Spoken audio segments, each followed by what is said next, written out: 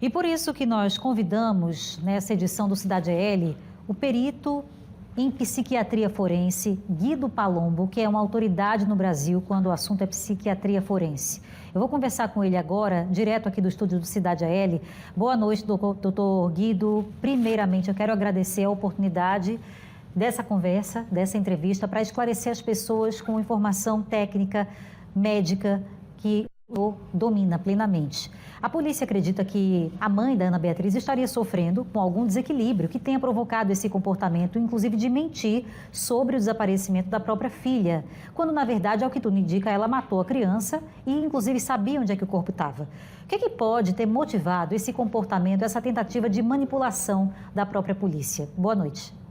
Boa noite, muito obrigado pela oportunidade de esclarecer esse caso, esclarecer até onde dá esse caso tão chocante, aí não somente para Alagoas, mas também para todo o Brasil, porque é sempre algo muito grave. Bom, vamos lá. Ela cometeu um delito em estado puerperal, ou seja, puerpério é aquele estado que se dá depois do parto até a voltar às condições pré-gravídicas. Ou seja, é a famosa quarentena, digamos assim, embora o puerpério dure mais. Existem crimes nesse estado puerperal cometido por mulheres e quando é até 10 dias, chama-se infanticídio. Depois de 10 dias é filicídio, mas é tudo um infanticídio, ou seja, é matar o filho nesse estado puerperal depois de ter dado à luz. Todos os casos que eu vi, sem exceção, não foram muitos porque são casos raros, mas como eu já trabalho há muitos anos nessa área da psiquiatria forense, todos os casos que eu vi foram de mentes deformadas. Nenhuma mãe mata filho no puerpério, mãe normal. O filho é uma bênção que vem, é uma alegria. Normalmente é o melhor estado da mulher quando ela dá à luz. Né? É algo muito querido. E todas as vezes que isso acontece, que isso aconteceu, que eu já participei, é sempre um estado totalmente anormal da mente. Quais são os estados possíveis anormais da mente? Existe a famosa psicose puerperal, é quando alucina, delira, acha que a criança é um diabo, é fruto do diabo, etc. Não parece que é o caso dela. O outro caso, quando costumam matar os filhos, são pessoas toscas, pessoas que têm pouca capacidade mental, às vezes até um retardo mental, não muito grave, mas um retardo. Então, acha que o filho, em vez de estar dando toda aquela alegria de ter trazido ao mundo, ao contrário, o filho atrapalha. Muitas vezes o filho, quando ele nasce, ele ganha a atenção de todos e a mãe perde aquela atenção que ela tinha quando estava grávida. Então é como se fosse uma competição.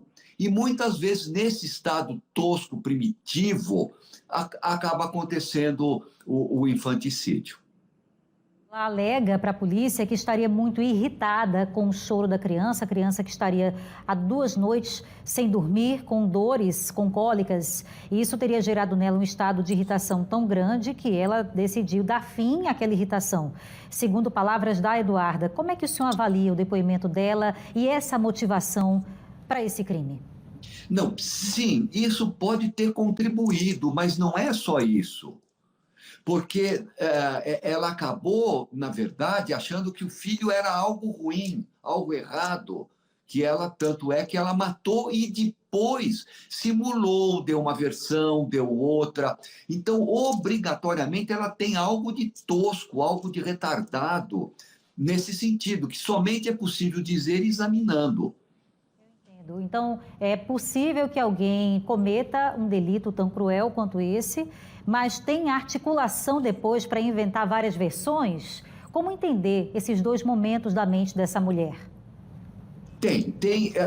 Basicamente, são dois quadros distintos. Um é quando alucina, delira, que não me parece que é o caso dela, e que acha que deveria matar, matou porque era o fruto do diabo, ou porque não era, era um monstro, ou algo nesse sentido, ou que estava prejudicando, algo delirante, ou seja, uma ruptura completa com a realidade. Mas aí não dissimula a conduta, ao contrário, conta como foi, acha que devia ter feito e daí para frente. Esse é um tipo. O outro tipo me parece que é mais coerente com o comportamento dela, que dissimula, depois conta que não foi isso, mas não tem nenhum tipo de remorso, de ressonância afetiva com a gravidade do ato que praticou. Praticamente inexiste um sentimento de piedade, de compaixão, de altruísmo, mesmo que a criança com choro tenha irritado ela.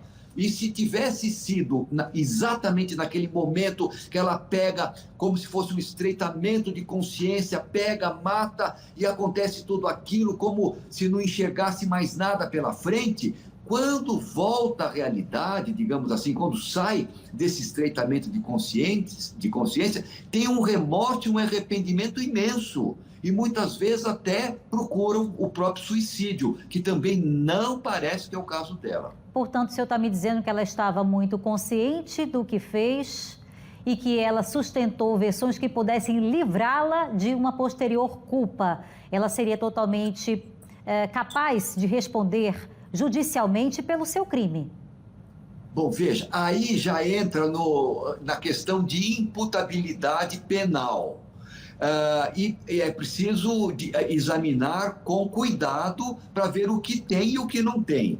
Mas esses dados que você está levantando são muito importantes durante a perícia. Se ela tinha compreensão, se ela sabia o que ela estava fazendo e se ela queria fazer aquilo e se poderia evitar. Então, tudo isso vai pesado numa possível perícia, se tiver, e aí vai para o grau de imputabilidade. Agora, é sempre um caso muito grave e de dificílima recuperação. Na verdade, para não falar que não existe recuperação para pessoas que agem dessa forma, porque é uma ausência quase que completa, para não falar completa, de sentimentos de piedade, de compaixão, e mesmo aquele sentimento materno, que sempre dar à luz é algo extremamente importante para qualquer mãe, é algo querido pelas mulheres. Por quê? Porque isso está na própria natureza da mulher. Então, doutor Guido, trazer filhos ao mundo também, não é? Então, doutor Guido, o comportamento dela depois diz muito também sobre a índole dela, não é? Porque uma coisa é você perder por um instante a sua consciência, praticar um fato, mas depois se arrepender. Outra coisa é ela manter uma mentira por tanto tempo, tentar manipular a todos e hoje, por algum motivo, talvez pelo cansaço e por não ter mais o que inventar, ela acaba revelando ali, ainda que sem detalhes, que realmente fez o que fez. Então, o comportamento posterior ao crime também diz muito sobre a personalidade dela e esse grau de culpa que ela realmente tem. Você está falando muito bem, sua análise é pertinente, sem dúvida nenhuma. E eu arriscaria, claro, são todas suposições, nós estamos aqui conversando, apenas trocando ideias, mas eu arriscaria dizer que o passado dela deve ter algo significativo. Não digo com esse grau de gravidade, mas algo significativo do ponto de vista psiquiátrico forense, porque é uma ausência de remorso. Então isso chama atenção. E ela agiu de um modo absolutamente egoísta, porque estava incomodando, ela não estava dormindo, não estava conseguindo dar conta da criança, então ela extermina. Certo. Então, tudo isso precisa ser levado em consideração. Eu só quero fazer uma última pergunta, porque esse termo vem sendo muito falado nesse contexto, o contexto que se fala em depressão pós-parto. Seria esse algum caso que assumisse alguma condição de uma depressão pós-parto ou isso não tem nada a ver? Olha, a depressão pós-parto, de fato, existe, mas ela também é rara, ou ela é passageira, mas não. O que chama atenção é a ausência completa de remorso. O deprimido tem remorso. Se ele pratica algo num estado alterado de consciência, quando ele volta, quando ele percebe, ele tem remorso. E ela me parece que não tem. Eu estou apenas falando do que eu vi. Eu posso estar hoje, enganado. ouvindo as suas palavras, eu me lembro daquele primeiro áudio que cortou o nosso coração, que todo mundo acreditou. No desespero daquela mãe que dizia que alguém tomou dos braços dela a sua criança. E a gente praticamente não tinha como dizer, mas quem inventaria uma coisa dessa? Foi tão real aquela expressão. O senhor ouviu aquele áudio, né? E hoje a gente vê que ele era mentiroso. Pois é aquilo que a gente chama de palco. Ela estava no palco, estava representando aquilo naquele momento com segundas intenções, ou seja, de não ser dada como a culpada pelo crime. Então, eu acho que esses detalhes, eles precisam todos ser vistos e eu lamento imensamente, porque é sempre muito grave, são casos gravíssimos. Doutor, eu quero agradecer assim imensamente o seu tempo, a sua disponibilidade. Não só o povo alagoano está acompanhando esse caso, doutor Guido Palombo, como também o Brasil inteiro. Então, a sua fala é muito esclarecedora, né? Nos robustece de lucidez nesse momento em que há muitos julgamentos e mais também muitas dúvidas. E o nosso papel é consultar quem entende. Quem não sabe quem é ele, procure quem é essa autoridade com quem eu tive hoje o prazer de conversar. Para mim, uma honra, uma satisfação imensa na minha carreira como jornalista. Eu agradeço muito e espero que a gente tenha outras oportunidades daqui para frente. A TV Pajuçara agradece a sua disponibilidade. Doutor Guido. Muito obrigado e os meus sentimentos para as pessoas que se identificam, que sofrem também com essa notícia. Uma boa noite a todos. Uma boa noite, doutor Guido Palombo, psiquiatra forense. Obrigada.